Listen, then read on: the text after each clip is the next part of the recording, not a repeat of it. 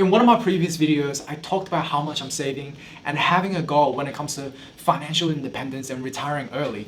Now, if you haven't seen that video on money saving tips, it's right here. Feel free to check it out before you check out this video. But in this video, I want to share with you how I've calculated the amount of money that I need in order to retire by 35. Now, when it comes to retiring early, I don't mean kicking up my feet and sipping on mojitos on a beach. For me, it's about having options. The option to see someone handing out a coupon deal, look them in the eye and say, "No, I'm good, thank you."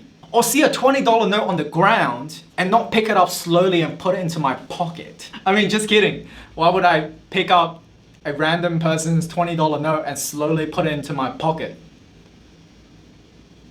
Jokes aside, I want the option. I want the option of just sitting down and code for any single day, stream my Dota games, and not having to worry about consequences at all.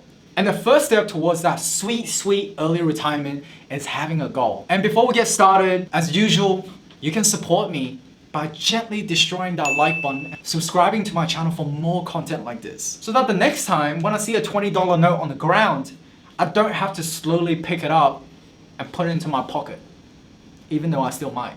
Without further ado, let's go. Okay, so the video is broken into two parts. The first part, I'll quickly explain the multiply by 25 rule and the 4% rule when it comes to early retirement.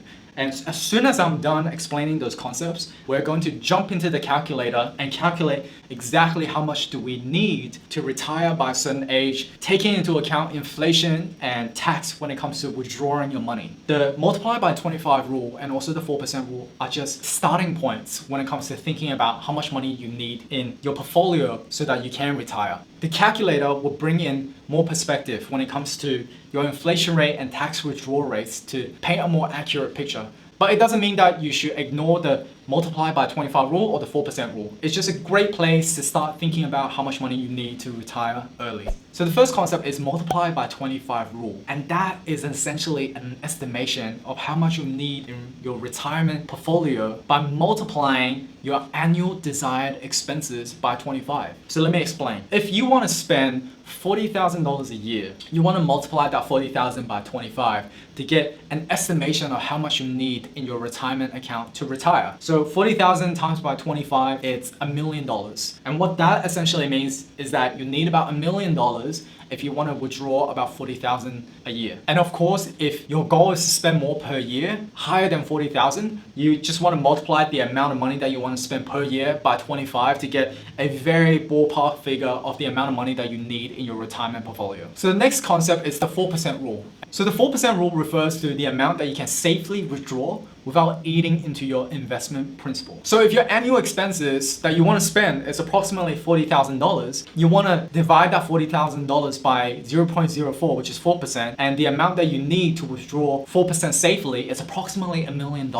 I just want to reiterate the disclaimer that the multiply by 25 rule and the 4% rule are just a great way to start thinking about the amount of money that you need in your portfolio before you can retire. It doesn't take into account inflation rate, it doesn't take into tax withdrawal rates, which we'll cover in the calculator in the next part. Okay, so for part 2, we're going to jump into the calculator to calculate exactly how much money that we need in our retirement accounts to retire by a certain age. Now, before we get started though, I do want to say a massive thank you to Keep Thrifty for creating this calculator. I can't take credit for that. They've done an amazing job in creating something for you to start thinking about how much you need. Make sure you check them out. But without further ado, let's just jump right into it now. So let me walk through the different customizations first and how the spreadsheet works and what you can use it for. These are the fields that you can customize and they're very straightforward. So how much you currently have in your account, your birthday, when do you want to retire? How much money do you want to withdraw per year? How much are you contributing to your account currently per month? And how much you think that those contributions will grow year on year. And investment growth rate, that's essentially how much you think or how much are you estimating that your investments will grow year on year. Inflation rate is just inflation rate. Now for expected tax rate on retirement account withdrawals, I left that blank only because for different countries, they have different taxation laws. I can't comment on every country, and certainly for Australia, we have different rules here as well.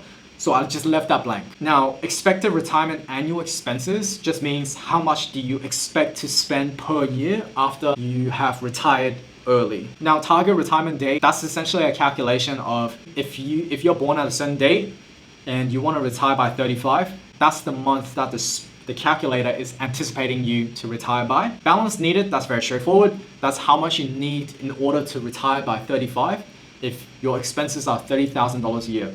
Your freedom date is essentially the calculator's calculation on your circumstances and when you'll be financially free. Now, if you want to look at the rest of the spreadsheet, feel free to help yourself.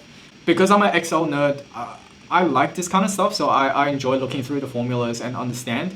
But as you scroll down, you can see that at some point, the cells will become green, and that means that from that point onwards, that's when you'll be financially free and you can retire early from that point onwards.